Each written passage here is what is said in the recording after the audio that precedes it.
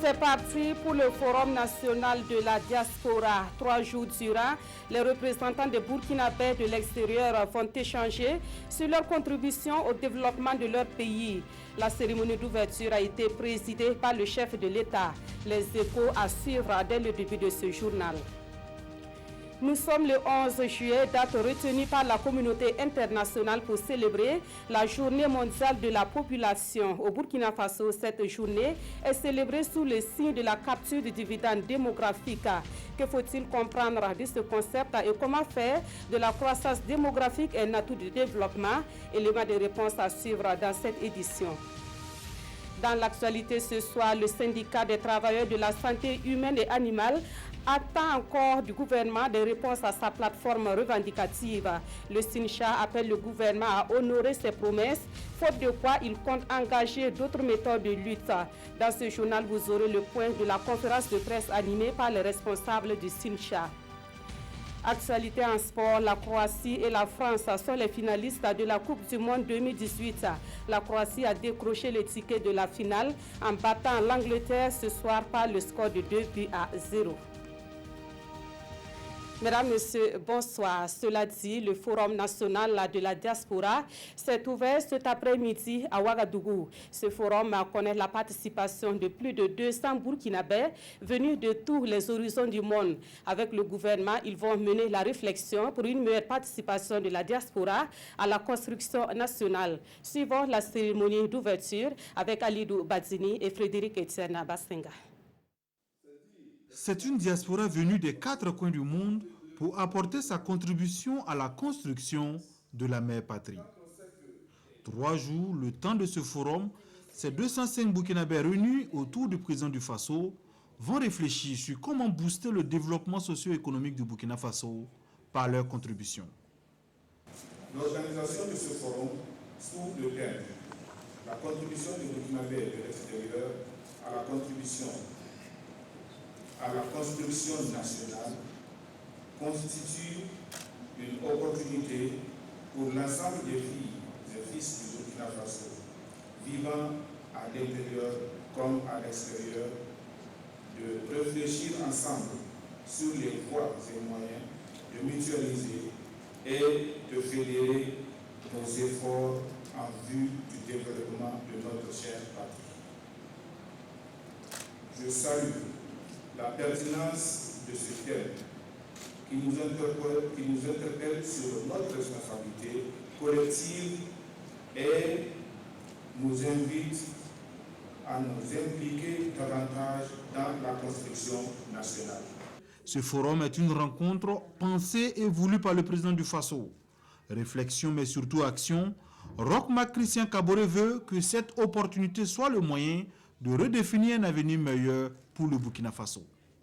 Dans mon adresse à la Nation le 31 décembre 2017, j'annonçais l'organisation d'un forum de la diaspora qui serait un espace de dialogue destiné à identifier ensemble le meilleur moyen d'impliquer pleinement nos compatriotes vivant à l'étranger dans l'œuvre de construction de notre pays. C'est donc avec plaisir que je m'adresse à vous aujourd'hui pour vous remercier d'avoir répondu présent à mon appel à la réflexion et à l'action afin de dessiner ensemble un meilleur avenir pour chacun et pour le Burkina Faso, notre patrie. Vendredi donc, un dialogue direct entre la diaspora et le président du Faso est prévu. Mais avant, les participants à ce forum vont harmoniser leurs points de vue à travers des panels et des plénières, mais aussi partager les bonnes pratiques de développement de leur pays d'accueil.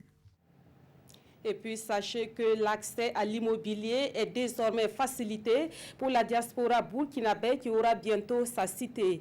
Le Premier ministre a procédé ce matin à la pose de la première pierre de cette cité à Koubri. La future cité de la diaspora est un projet inspiré du programme présidentiel et de la politique de l'habitat et de l'urbanisme. Oscar Soulama, Nyarkiteda. Sur ce site de Guigemtenga dans la commune de Koubri, naîtra une cité de belles factures. 1000 villas de 3 standings F3, F4 et F5 pousseront dans les tout prochains mois avec toutes les commodités pour la diaspora burkinabé.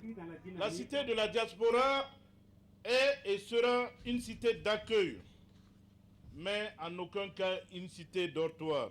Il y est prévu la réalisation d'équipements sociaux collectifs. Notamment, nous allons réaliser ici, nous avons prévu un espace pour réaliser la maison de la diaspora. Nous allons construire des écoles, des centres de santé, des marchés, des aménagements d'espaces verts, sportifs, etc., etc. C'est un engagement du gouvernement burkinabé avec comme philosophie faciliter l'accès à l'immobilier à tous les Burkinabés vivant à l'extérieur. Pourquoi l'initiative qui a été prise aujourd'hui permettra à nos frères qui sont à l'étranger d'avoir quelque chose chez eux. Et j'ai vu les villas qui sont présentées, ce sont des villas de haut standing qui permettront donc à nos frères d'avoir des logements décents, de bonne qualité, qui répondent aux meilleurs standards, à des coûts qui défient toute concurrence. Pour les bénéficiaires, c'est un fait notable dans l'histoire du logement au Burkina. Elle est d'abord historique. Depuis 1960, aucun gouvernement n'a pensé aux Burkinabés de l'extérieur. La cité qui vient d'être dédiée à nous, la diaspora, c'est vraiment un grand signe. On peut dire que la honte a été bannie. Je m'explique, la honte a été bannie, c'est que vous voyez que le souci d'avoir une habitation se reflète sur tous les Burkinabés. Donc à cause de ces habitations, il y a beaucoup qui restent. Les parcelles auront une superficie de plus de 300 mètres carrés et la superficie totale de la cité est de 100 hectares. Elle est située à quelques kilomètres au sud du quartier Ouaga des Milles. Une fois les conditions remplies, les acquéreurs entreront en possession chacun de sa villa. Au palais de Kosiam, le président du Faso a reçu cet après-midi le vice-ministre indien des Affaires étrangères. Celui-ci est allé annoncer au chef de l'État la réouverture de l'ambassade de l'Inde au Burkina Faso. On apprend aussi que l'Inde s'engage à réaliser de grands projets dans plusieurs domaines au Burkina Faso. Le point avec Souleymane Stanou et Maïmouna Traoré. L'axe Ouagadougou-New Delhi se porte bien. Au cours de cette audience avec le président du Faso, Roch-Marc Christian Kabouré, le vice-ministre indien des Affaires étrangères annonce la réouverture de l'ambassade de l'Inde au Burkina Faso, la construction d'un palais de congrès et de gros investissements dans plusieurs secteurs d'activité. Son Excellence, Monsieur le Président, a défini les domaines prioritaires qui sont entre autres l'agriculture, la sécurité, la santé, les technologies. Et nous allons donc voir comment développer des programmes pratiques qui nous permettront de renforcer la coopération et promouvoir le développement. Nous allons voir comment nous pouvons élargir la coopération dans le domaine solaire pour permettre au Burkina Faso de bénéficier de l'énergie solaire. Nous allons travailler à donner forme à ce genre de projet. C'est la preuve de la nouvelle dynamique de la coopération qui a été impulsée par le président du Faso lors de sa visite en Inde à l'occasion donc du lancement de l'Alliance solaire internationale. Et nous tenons à remercier beaucoup l'Inde. La commission mixte Burkina Faso-Inde se tient demain à Ouagadougou. Elle permettra d'explorer d'autres voies et de renforcer les relations entre les deux pays. Parlons toujours de coopération avec ces images. Le vice-premier ministre chinois est arrivé ce soir à Ouagadougou pour une visite de 2 jours au Burkina Faso. Arrivé par un vol régulier, il a été accueilli par le premier ministre Paul Kabatseba. Cette visite est une suite logique du rétablissement des relations diplomatiques entre le Burkina Faso et la Chine continentale. La communauté chinoise et les commerçants burkinabés se sont fortement mobilisés pour accueillir le vice-premier ministre chinois et dès demain, il aura des entretiens avec les premières autorités du pays.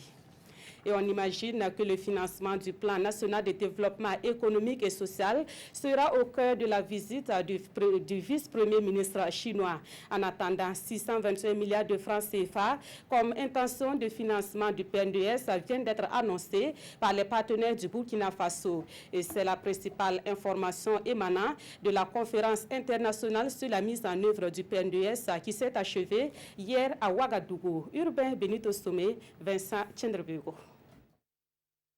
Après 2 jours de travaux, la conférence internationale sur la mise en œuvre du PNDS s'est refermée mardi sur une note de satisfaction de la part du gouvernement initiateur de la conférence. Au bilan, les partenaires ont encore annoncé des intentions de financement pour les deux programmes du gouvernement, le PUS et le PADEL, selon le Premier ministre qui a fait un point de presse à la clôture des travaux. Les partenaires institutionnels ayant pris part à la conférence ont marqué leur adhésion au plan d'urgence pour le Sahel. Ils ont également marqué leur adhésion au programme d'appui au développement des économies locales, le PADEL, et ils ont exprimé des intentions de financement en faveur de ces deux programmes qui, déboursés, porteraient le niveau de financement potentiel de ces programmes à 621 milliards de francs CFA sur un montant total de 851 milliards en termes de besoins de financement. Des communications et des discussions, des rencontres B2B ont marqué cette conférence qui a mobilisé 375 participants sur la question de la transformation dans l'agro-silvopastoral. Il faut aller au-delà de la production, il faut aller à la transformation. C'est des problématiques qu'on peut vivre, qu'on a vécu au Maroc, que c'est vécu au Burkina Faso et vécu dans tous les pays africains. Et c'est une occasion de se partager les expériences pour pouvoir, trouver une issue. Au Burkina Faso, l'exemple de la filière la plus achevée en matière de transformation agro-silvopastorale, ça reste la filière coton. Si on faisait un peu de benchmarking en transposant un peu les acquis de la maîtrise de la culture du coton, et l'appliquer à n'importe quelle des filières, on verrait qu'on peut aller vers le stade de la transformation industrielle. Pour le Premier ministre, cet intérêt des partenaires conforte le gouvernement dans sa dynamique de développement, ce qui lui fait dire encore que le PNDS est en marche. Intéressons-nous à présent au procès du putsch manqué de 2015, dont la phase des interrogatoires se poursuit au tribunal militaire de Ouagadougou. Aujourd'hui, le sergent-chef Roger Koussoubé, dit le Touareg, était encore à la barre. Alors, qu'a-t-il donné comme réponse à son interrogatoire? La réponse dans ce compte-rendu de Konsoun Koulibaly et Zoubavier David Dabiri. À ce deuxième jour de son interrogatoire, Roger Koussoubé, alias le Touareg, replonge le tribunal dans les dissensions qui ont émaillé le RSP en 2015 et qui seraient, selon lui, la cause du putsch de septembre. Selon son récit, à partir de juillet 2015, avec l'ambiance délétère qui régnait au RSP, le commandement procède à l'affectation des militaires jugés proches du Premier ministre Yacouba Isaac Zida. Le but, permettre au corps de se réunifier et d'éviter d'être permanemment épié. Mais cette décision était loin de résoudre le problème. Sitôt les présidents éjectés du RSP, qu'une cellule dormante acquise à la cause de Djibril Bassolé entre en action. Elle est alors dirigée par le major Éloi Badiel et l'adjudant Jean-Florent Nyon, selon le Touareg. Dans la guerre des clans sur fond d'intrigues militaro-politiques, il dit s'être positionné comme un agent de renseignement à la solde de son supérieur hiérarchique, le capitaine Flavien Kaboré, un proche de Yacouba Isaac Zida. Une position qui lui permet d'infiltrer le clan pro-Bassolé et de rendre compte de leurs agissements.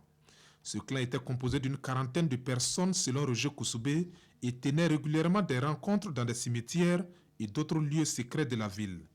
L'objectif de ces réunions, poursuit le sous-officier, était de renverser le gouvernement de la transition. Et pour étayer son propos, il dit avoir souvent surpris l'adjudant Jean-Florent Nyon opiner sur la situation nationale et de conclure en ces termes, je cite, « Le pays va mal et je pense que la personne la mieux indiquée pour le diriger est le général Djibril Bassolé. » C'est ainsi qu'en juillet 2015, poursuit le sous-officier, un coup d'État fomenté par Éloi Badiel avait déjà été déjoué, le tout à l'insu du général Gilbert Dendjéré, précise-t-il. Et Roger Koussoubé de conclure que le putsch de septembre 2015 est la conséquence de ce jeu d'intérêt. Et quand le parquet militaire dit émettre des réserves quant à la sincérité de ses propos, le Touareg s'offusque en ces termes. Je suis très renseigné sur ce fait. Avant de poursuivre, nous avions connaissance de l'entrée des mercenaires sur le territoire national stationnés à Bobo-Dioulasso et à Ouagadougou. Des armes sont entrées ici par des chemins détournés, mais je me garderai de dire comment, de peur que des personnes mal intentionnées ne s'en servent, et surtout parce que je crains pour ma vie. Sur cette dernière question, Alioune Zaré rappelle la nécessité de procéder à des débats à huis clos si la déposition d'un accusé peut porter atteinte à la sûreté nationale. Pour Maître Hervé Kam, un des avocats de la partie civile, les propos de Roger Koussoubé prouvent à souhait que le RSP était une milice composée de plusieurs milices. L'auxiliaire de justice plaide pour la protection des accusés qui souhaitent dire leur part de vérité sans être inquiétés. Toutefois, les avocats de la partie civile et de la défense restent pour la plupart dubitatifs sur cette déposition et disent attendre le moment de la confrontation pour mieux cerner ces déclarations. Pour les chefs d'accusation de meurtre et de dégradation des biens, en l'occurrence le saccage de la radio Savane FM, Roger Koussoubé nie les faits. Son audition continue ce vendredi au tribunal militaire de Ouagadougou. Autre titre de l'actualité, aujourd'hui 11 juillet, la communauté internationale célèbre la journée mondiale de la population. Au Burkina Faso, la célébration de cette journée est placée sous le signe de la capture du dividende démographique. C'est cette politique qui permet de faire de la croissance démographique un atout de développement. Kwale Nebie, Sanoua Christine Koulibaly. Au Burkina Faso, ce sont environ 600 000 personnes qui s'ajoutent chaque année à la population existante, soit un taux de croissance de 3,1%. Une croissance démographique forte avec des effets à court, moyen et long terme sur les politiques de développement. Comment faire de ce capital humain non pas un fardeau, mais un atout, une force motrice pour le développement économique et social, c'est tout l'enjeu de la célébration de la Journée mondiale de la population JMP. Pourquoi l'année passée nous avons célébré ce thème et cette année encore nous y sommes, car nous savons actuellement que nous avons des ratios de dépendance entre la population et les ressources financières qui est très négatif. Et donc du coup, à chaque fois que vous faites des investissements publics, l'année qui suit, tout est véritablement dépassé. Et la planification familiale semble le principal catalyseur pour une réelle capture du dividende démographique. La présidente JMP invite à faire de cette planification une réalité pour toutes les femmes. La planification familiale est toujours un problème au Burkina parce que les études montrent que nous avons encore plus de 19% des femmes qui ont besoin de méthodes contraceptives et qui n'ont pas accès à ces méthodes contraceptives, d'une manière ou d'une autre, parce qu'elles n'ont pas l'autorisation de leur partenaire, parce qu'elles n'ont pas les moyens financiers, parce que les services sont éloignés de leur domicile. La célébration de cette journée mondiale de la population est couplée du lancement de la feuille de route de l'Union africaine pour le dividende démographique. Pour son leadership dans l'élaboration et la conduite de cette feuille de route, le président du Faso a été élevé au rang d'ambassadeur du dividende démographique au Burkina Faso. Suite de la tournée du ministre de l'Éducation nationale et de l'alphabétisation à travers le pays. Après Ouagadougou, le ministre Stanislas Ouaro a rencontré les acteurs de l'éducation de la Boukou du Moun. Il a recueilli leurs préoccupations avant d'annoncer des mesures pour un bon fonctionnement du système éducatif dans cette partie du Burkina Faso. Des précisions avec Jean-Eudes Bayala et Ismaël Diloma Sirima. Une halte au domicile de l'instituteur qui avait été enlevé par les terroristes. Le ministre Ouaro est allé lui apporter une promesse du gouvernement, celle de réunir les conditions pour permettre à l'instituteur d'exercer son métier. Le ministre et sa délégation enchaînent une visite de courtoisie chez le chef de Dédougou avant d'entamer une rencontre avec les acteurs de l'éducation de la Boucle du Moun.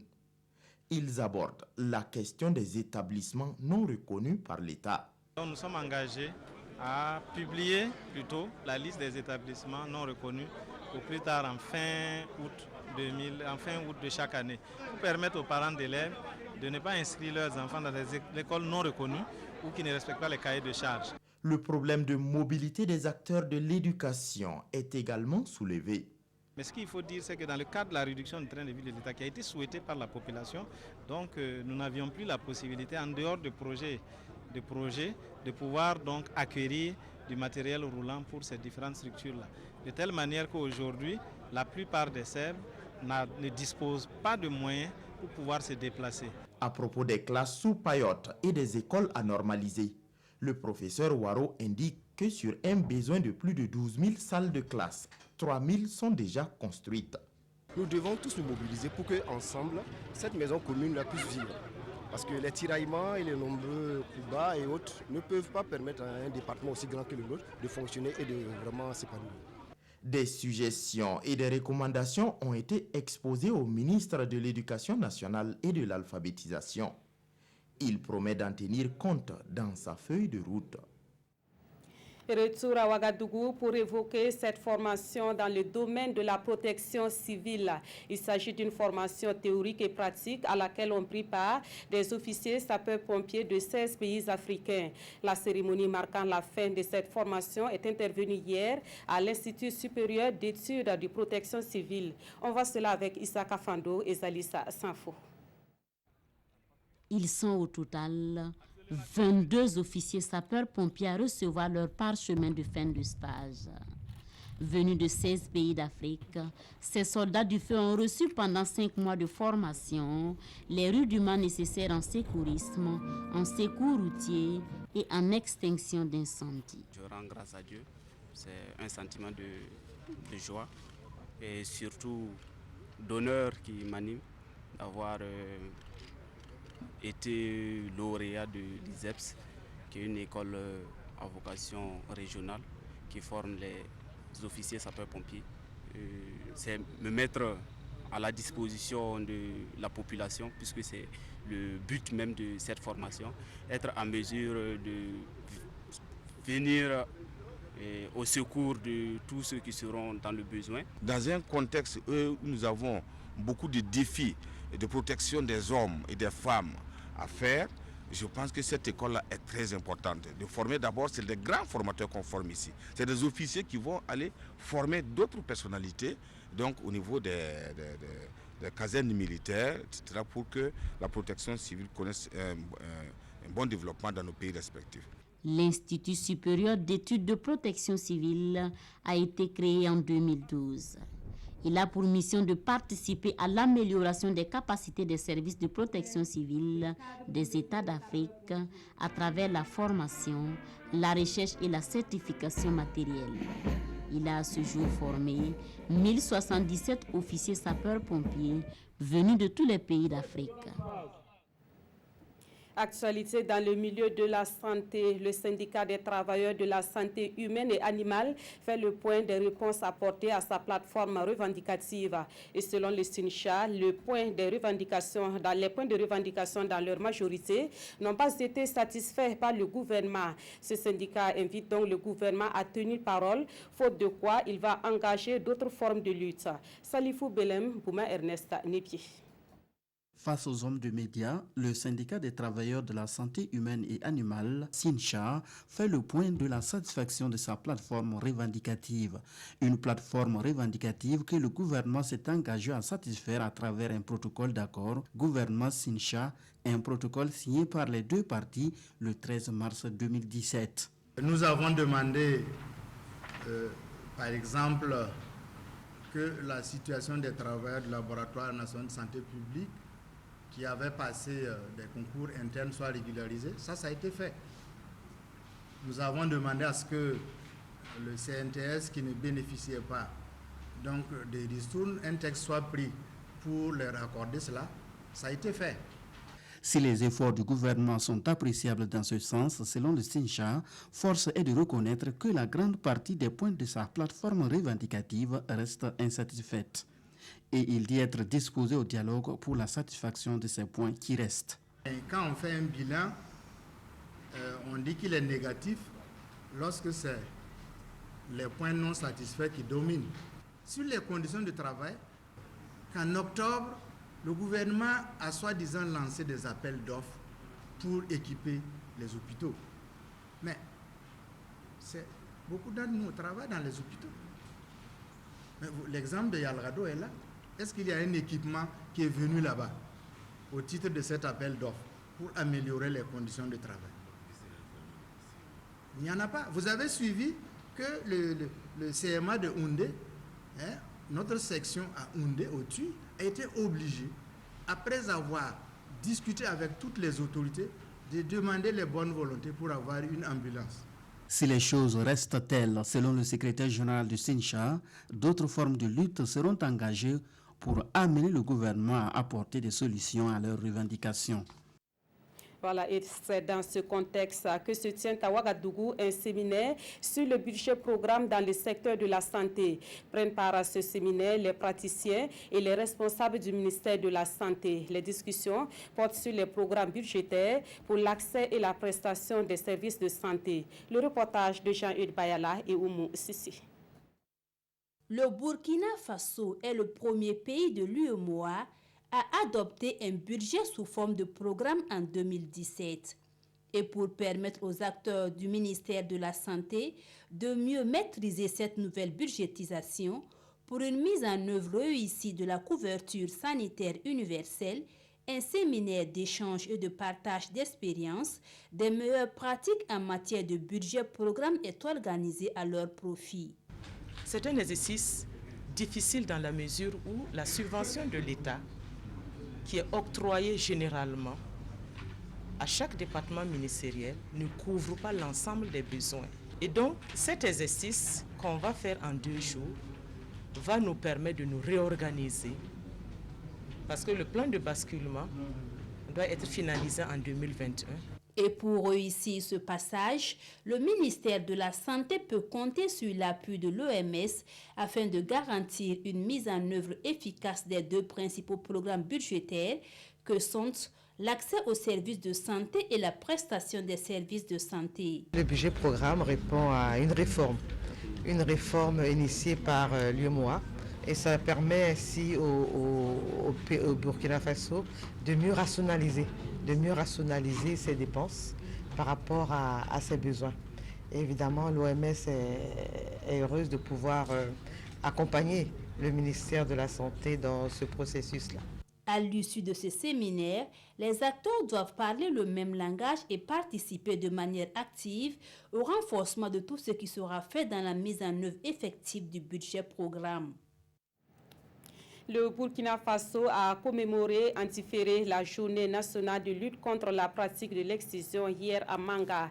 La pratique de l'excision a reculé au Burkina Faso, mais les actions de sensibilisation doivent se poursuivre. Les acteurs de la lutte demandent l'implication des élus locaux et de la jeunesse pour mettre fin au phénomène de l'excision. Gérard Soumé et Dramandadia. Tolérance zéro aux mutilations génitales féminines.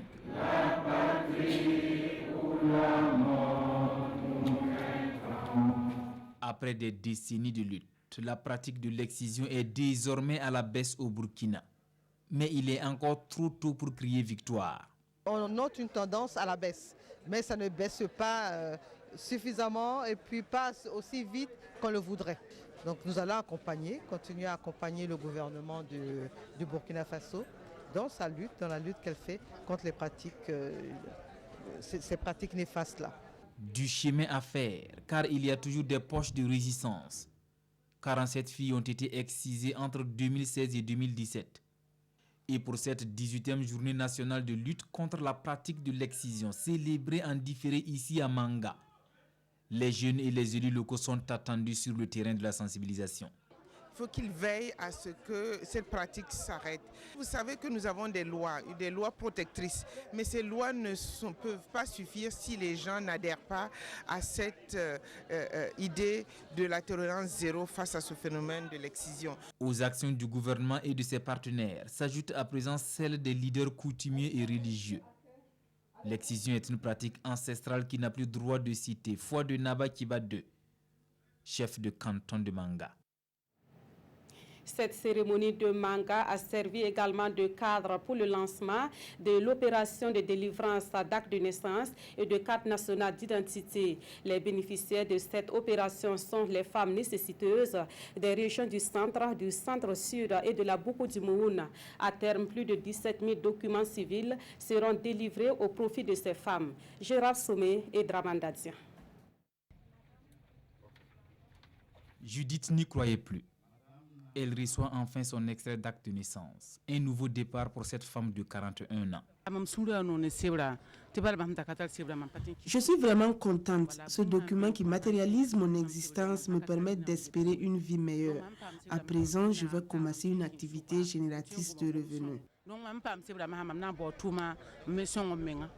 Outre ce jugement supplétif d'acte de naissance, elle aura bientôt sa carte nationale d'identité burkinabé. C'est le début de l'opération de délivrance de 13 200 actes de naissance et 4 620 CNIB au profit des femmes de 66 communes du centre-sud et de la boucle du Mohon. Deux régions où le besoin en documents d'état civil se fait sentir, surtout pour la gente féminine. Vous savez que si ces personnes n'ont pas d'acte de naissance, elles ne sont pas comptées dans la population. Donc elles ne sont pas prises en compte dans les politiques de développement du pays. Donc il n'est pas possible que nous puissions travailler sans prendre en compte tous les Burkinabés. Et c'est l'intérêt de notre travail parce que c'est le mot, le cri de guerre du président du Faso qui dit qu'aucun Burkinabé ne sera laissé en marge de la société. La tenue de ces audiences foraines de délivrance d'actes d'état civil aux femmes s'étend jusqu'en fin décembre 2018. L'opération vise au moins 17 820 bénéficiaires. L'actualité sportive de ce soir, c'est bien la qualification de la Croatie à la finale de la Coupe du Monde Russie 2018. Elle a battu l'Angleterre par le score de 2-1. Une victoire arrachée pendant la période de prolongation à la 108e minute. Avec cette victoire, la Croatie affrontera donc la France à la finale de la Coupe du Monde Russie 2018. Et c'est pour le dimanche prochain à Moscou à 15h temps universel. Et bien sûr, c'est une finale à suivre sur les antennes de la RTB. Les quotidiens de ce 11 juillet s'intéressent à la prestation de serment des membres de l'autorité supérieure de contrôle d'État et de lutte contre la corruption. Les journaux attirent également l'attention des citoyens sur les maladies hydriques et les autres phénomènes qui surviennent en saison des pluies. Des précisions avec Abdoul Rasmani Zongo. Le gendarme de la corruption souligne aujourd'hui au Faso se consolide avec l'apport du sang neuf. Le Conseil d'orientation de l'autorité supérieure de contrôle d'État et de lutte contre la corruption se renforce ainsi avec la prestation de 9 nouveaux membres censés assister le contrôleur général d'État et en vue d'une gouvernance vertueuse. Pour Luc Marius Ubriga, rapporte Sidoya, c'est le début de la socialisation de cette structure. Pendant ce temps, sur un autre sujet, et vu par le pays, le CEFOB monte au créneau dans une conférence de presse et proteste contre ce qu'il qualifie de fuite de responsabilité du gouvernement. C'est suite aux propos de Madame la ministre de la Solidarité nationale et présidente du CONASU et selon lesquels le CONASU n'interviendra pas cette année dans des zones inondables. Et parlant d'inondation et donc de pluie, prévient un docteur dans les éditions Le Pays, c'est une période propice aux maladies d'origine hydrique, en l'occurrence le choléra. Je cite, « Avec l'absence de latrines, la saison pluvieuse est favorable avec les ruissellements d'eau. Alors, l'accès à l'eau potable, le lavage des mains, une bonne hygiène alimentaire et l'utilisation des installations sanitaires sont quelques règles à appliquer. » Toujours en saison pluvieuse et avec son corollaire d'éclairs et de tonnerre, avertit l'observateur, des précautions s'imposent. Si vous êtes dans un bâtiment, restez-y et fermez portes et fenêtres. Si vous êtes à l'extérieur, abritez-vous dans un bâtiment ou dans un endroit clos. Et quand vous êtes sans abri, mettez-vous assis au sol, la tête entre les jambes et les mains sur les oreilles. Dans un véhicule, restez-y et ne touchez pas aux surfaces métalliques à l'intérieur. Voilà, avant de prendre congé de vous, sachez que l'émission Nul n'est censé ignorer la loi passe ce soir sur la RTB. Sujet abordé dans cette émission, les enjeux de l'abolition de la peine de mort au Burkina Faso. Et c'est une émission à suivre après cette unique édition du journal. Merci de votre fidélité à la RTB.